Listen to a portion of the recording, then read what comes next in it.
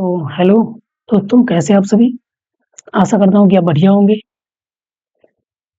तो चलिए आज हम लोग देखेंगे क्लास 12 का ज्योग्राफी का चैप्टर नंबर 5 यानी कि खनिज और ऊर्जा संसाधन। हाँ, टोटल यानी कि मैथ के साथ हम लोग पढ़ेंगे। तो एक बार आप वीडियो को पहले शेयर कर दीजिए अपने दोस्तों को, ताकि सारे आदमी इसका लाभ उठा सके। तो चलिए हम फिर स्टार्ट करते हैं। कैसे आप सभी बता दीजिए एक बार, और सब बढ़िया है? चलिए बहुत बढ़िया। तो फिर स्टार्ट करें, बताइए। हाँ, यानी कि आज हम लोग जो देखेंगे और चैप्टर नंबर 5 है, हाँ, खनिज और ऊर्जा संसाधन। ठीक, तो ये सब जो दिख रहा है आपको स्क्रीन पे, ये सब के सब खनिज है। ठीक, तो चलिए सबसे पहले हम लोग देख लेते हैं खनिज होता क्या है। ठीक, उनसे पहले हम लोग देखिए कि इस चैप्टर में हम लोग क्या क्या पढ़ेंगे। तो इस चैप्टर के अंतर्गत हम लोग देखेंगे खनिज क्या होता है, उसके प्रकार को देखेंगे, भारत में खनिज कहाँ कहाँ मिलता है, कौन कौन से खनिज कहाँ पर मिलता है, कोयला, प्राकृतिक गैस, इन सब के बारे में, ऊर्जा के स्रोत के बारे में पढ़ेंगे, खनिज संसाधन के संरक्षण के बारे में पढ़ेंगे कि उसको कैसे संरक्षण किया जा सके। तो इन सब के बारे में हम इस चैप्टर में पढ़ेंगे। ठीक है, तो नोट इसका मिल जाएगा आपको, पीडीएफ इसका मिल जाएगा। सबसे पहले हम लोग समझ लेते हैं कि खनिज आखिर में होता क्या है। तो खनिज जो होता है ना, वो एक चट्टान के रूप में पृथ्वी के अंदर पाया जाता है, उसमें यानी कि कुछ अशुद्धियां वर्तमान रहती हैं। उसी को हम लोग क्या कहते हैं? खनिज कहते हैं। यानी कि वे पदार्थ जो पृथ्वी के अंदर प्रचुर मात्रा में हो, एक निश्चित मात्रा में हो, ठीक, जिसमें कुछ अशुद्धियां वर्तमान रहती है, उसे हम लोग क्या कहते हैं? खनिज कहते हैं। ठीक है, हाँ, खनिज जो होता है या फिर खनिज संपदा जो होती है, खनिज संसाधन, वो यानी कि किसी भी देश के अर्थव्यवस्था के लिए बहुत ही ज्यादा महत्वपूर्ण होता है। अब जैसे खनिज बहुत प्रकार के होता है, लोहा हो गया, कोयला हो गया, चूना पत्थर हो गया, तांबा हो गया, तो ये सब खनिज है। अब हम लोग बारी बारी से इन लोगों के टाइप्स को पढ़ेंगे कि खनिज आखिर में होता कितने प्रकार के हैं। तो मुख्य रूप से जो खनिज होता है ना, वो आपका दो प्रकार के होते हैं। कितने प्रकार के? दो प्रकार के होते हैं। पहला जो आपका होता है वो होता है धात्विक खनिज। पहला क्या होता है? धात्विक खनिज। और दूसरा जो होता है आपका अधात्विक खनिज। पहला क्या होता है? धात्विक, और दूसरा अधात्विक। अब है कि धात्विक खनिज किसको कहते हैं? तो धात्विक खनिज हम लोग उस खनिज को कहते हैं जिसमें धातु की मात्रा होती है। जिसमें धातु की मात्रा होती है उसे हम लोग क्या कहते हैं? धात्विक खनिज। अधात्विक, इसमें धातु की मात्रा नहीं होती है, उसे हम लोग कहते हैं अधात्विक खनिज। धात्विक खनिज को बांटा गया दो भागों में, एक लौह खनिज और दूसरा अलौह खनिज। यानी कि जिसमें लोहा की मात्रा हो, जिसमें लोहा का अंश हो, उसे हम लोग कहेंगे लौह खनिज, और जिसमें लोहा का अंश नहीं हो उसको हम लोग कहेंगे अलौह खनिज। जैसे लोहा हो गया तो उसमें लोहा की मात्रा तो है, टीन हो गया, उसमें भी आपका लोहा की मात्रा है। मैग्नीज हो गया, उसमें भी आपका लोहा का मात्रा है। कोबाल्ट हो गया, उसमें भी आपका लोहा का मात्रा है। मैग्नीशियम हो गया, उनमें भी आपका लोहा का मात्रा है। तो ये सब क्या हो गया? लौह खनिज। ठीक, उसके बाद है अलौह खनिज। क्या है? अलौह खनिज है। तो अलौह खनिज किसको कहते हैं? तो अलौह खनिज जो होता है ना, जिसमें लोहा की मात्रा नहीं होती, यानी कि लोहा का अंश उसमें नहीं पाया जाता है, तो उसको हम लोग कहते हैं अलौह खनिज। ठीक, जैसे कॉपर हो गया, चांदी हो गया, सोना हो गया, लेड यानी कि सीसा हो गया।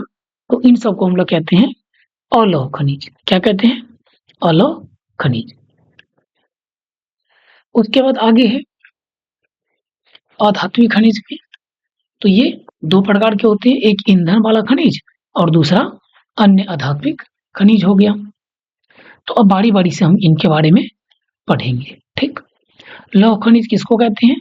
तो वैसे खनिज जिसमें लोहा की मात्रा पाई जाती है उसको हम लोग लौह खनिज कहते हैं। जैसे मैग्नीज हो गया, लोहा हो गया, टीन हो गया, मैग्नीशियम हो गया। तो ये सब आता है किसमें? लौह खनिज में। तो भारत में जो है लौह खनिज का एक प्रचुर भंडार है। यहाँ एशिया के विशालतम लौह अयस्क आरक्षित है। हमारे देश में दो प्रकार के लौह अयस्क पाए जाते हैं, एक तो हेमाटाइट और दूसरा मैग्नेटाइट। लेकिन आपसे क्वेश्चन में जैसे कि मान लिए कि पहले आप लोग पढ़े होइएगा कि लोहे के जो होते हैं वो तीन अयस्क होते हैं, एक तो हेमाटाइट, ठीक, दूसरा मैग्नेटाइट और तीसरा लिमोनाइट। क्या होता है? लिमोनाइट। ठीक, यानी कि लौह ऐसा कितने प्रकार के होते हैं? तो तीन प्रकार के। लेकिन भारत में कितने प्रकार के पाए जाते हैं? तो दो प्रकार के, हेमाटाइट और मैग्नेटाइट।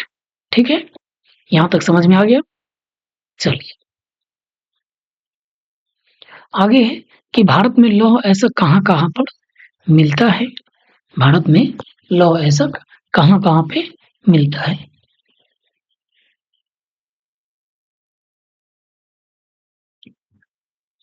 तो उड़ीसा हो गया, झारखंड हो गया, छत्तीसगढ़ हो गया, कर्नाटक हो गया, गोवा हो गया, आंध्र प्रदेश, तमिलनाडु, इन सब में यानी कि लौह अयस्क प्राप्त होता है। ठीक, अब इन्हीं को हम मैप के सहायता से देख लेते हैं कि मैप में यानी कि कहां कहां पे ये है। क्योंकि ऐसा क्वेश्चन आपसे पूछा जाएगा कि लौह अयस्क का क्षेत्र कौन कौन है और मैप पे आपको दिखाना पड़ेगा। किस पे दिखाना पड़ेगा? मैप पे। तो आपको मैप याद होना चाहिए कि कहां कहां पे है। ठीक, तो सबसे पहले हम लोग देख लेते हैं कि उड़ीसा, उड़ीसा कहां पे है? तो ये रहा आपका उड़ीसा। ठीक, ये वाला। उसके बाद झारखंड, छत्तीसगढ़, कर्नाटक, गोवा, यानी कि झारखंड हो गया आपका, ये छत्तीसगढ़ हो गया, ये कर्नाटक हो गया आपका, यहाँ पे गोवा, यहाँ पे।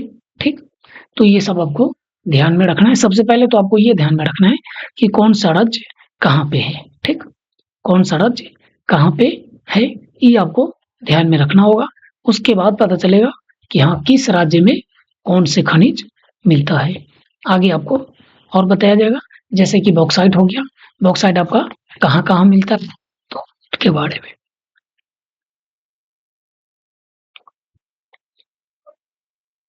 देखिए सबसे पहले मैग्नीज के बारे में हम लोग देख लेते हैं। तो मैग्नीज कहाँ कहाँ पे मिलता है? कौन सा खनिज? मैग्नीज।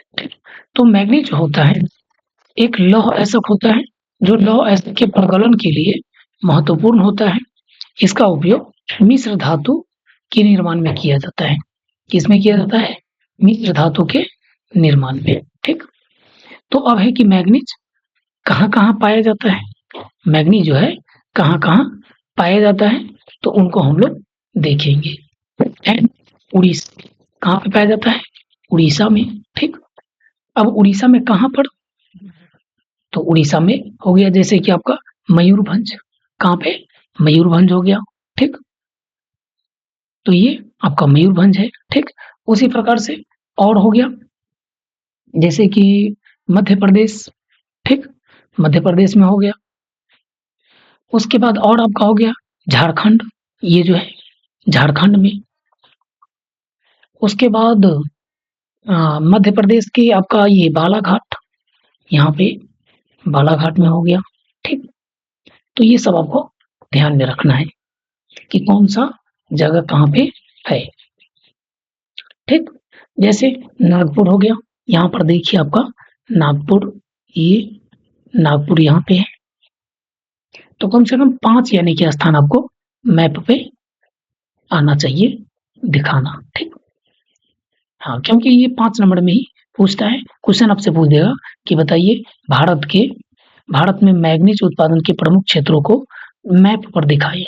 तो मैप आपको देगा, ठीक, या फिर आपको बनाना पड़ेगा, ठीक। तो बना करके और उसके बाद फिर आपको वहां से दिखाना पड़ेगा। चलिए, तो यहाँ का क्लियर है, बोलिए। उड़ीसा क्या हो गया, सुंदरगढ़ कोरापुट हो गया, ठीक। उसके बाद कर्नाटक के चिकनमंगलुरु, महाराष्ट्र के नागपुर भंडारा, रत्नागिरी, मध्य प्रदेश में छिंदवाड़ा हो गया, बालाघाट हो गया। तो ये सब है, ठीक। तो आपको क्या करना है कि एक ब्लैंक मैप पर दिखाना है, ठीक। चलिए, आगे है कि अलौह खनिज जो होते हैं कि वैसे खनिज जिसमें लोहा की मात्रा नहीं पाई जाती है, यानी कि लोहा उसमें नहीं पाया जाता है। जैसे हो गया बॉक्साइट, जैसे क्या हो गया, बॉक्साइट हो गया, ठीक। उसी प्रकार से सोना हो गया, चांदी हो गया, तांबा हो गया। तो ये सब। तो बॉक्साइट होता क्या है?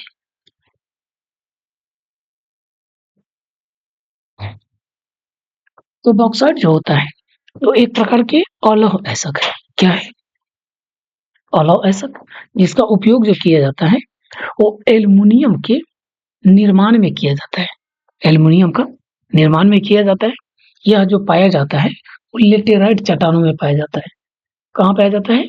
लेटेराइट चट्टानों में पाया जाता है। भारत में ये जो सबसे ज्यादा पाया जाता है बॉक्साइट, वो पाया जाता है आपका उड़ीसा में। कहाँ पे? उड़ीसा में। क्वेश्चन आपसे पूछे कि बताइए भारत में सबसे ज्यादा बॉक्साइट कहाँ पे पाया जाता है? तो उड़ीसा में। उड़ीसा में कहाँ? तो कालाहांडी हो गया, ठीक। वहाँ पे। उसके बाद आगे कि बॉक्साइट भारत में कहाँ कहाँ पाया जाता है, तो उनको हम लोग मैप पर देखेंगे कि यहाँ पर बॉक्साइट भारत में कहाँ कहाँ पाया जाता है, ठीक। तो सबसे पहले कि झारखंड में, सबसे पहले झारखंड, आप पहले नंबर पर याद रखिएगा, झारखंड पहला नंबर पर झारखंड हो गया, ठीक। उसके बाद गुजरात हो गया, गुजरात, ठीक। दूसरा नंबर पर आप गुजरात को याद रखिएगा। तीसरा आपका छत्तीसगढ़ हो गया। तीसरा क्या हो गया? छत्तीसगढ़ हो गया। उसके बाद मध्य प्रदेश चौथा, मध्य प्रदेश चौथा याद रखिएगा। महाराष्ट्र आप पांचवा याद रखिएगा। तो बस ये 5 ही आपको याद रखना है, ठीक। बाकी तो है और मध्य प्रदेश में कटनी हो गया, ठीक। उसी प्रकार से आपका जैसे कि मध्य प्रदेश, महाराष्ट्र में कोलवा हो गया, महाराष्ट्र में कोलवा। तो ये सब आपका बॉक्साइट का उत्पादन स्थान है, ठीक।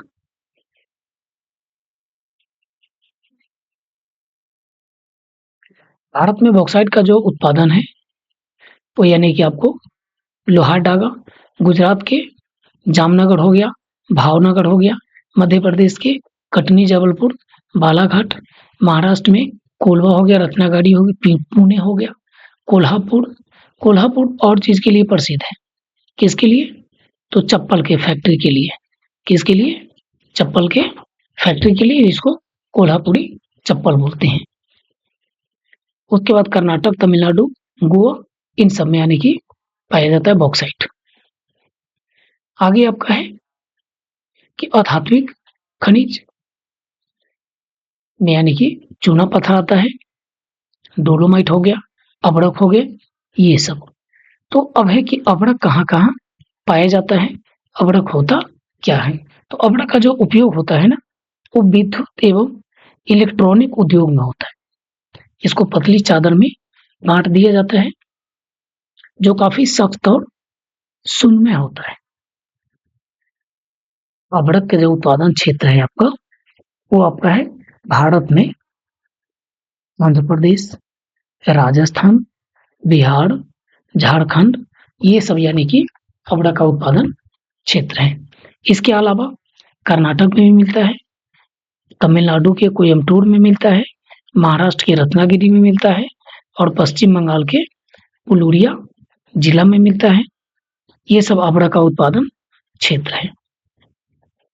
फावड़ा का उत्पादन क्षेत्र है। आगे आपका है कि ऊर्जा संसाधन।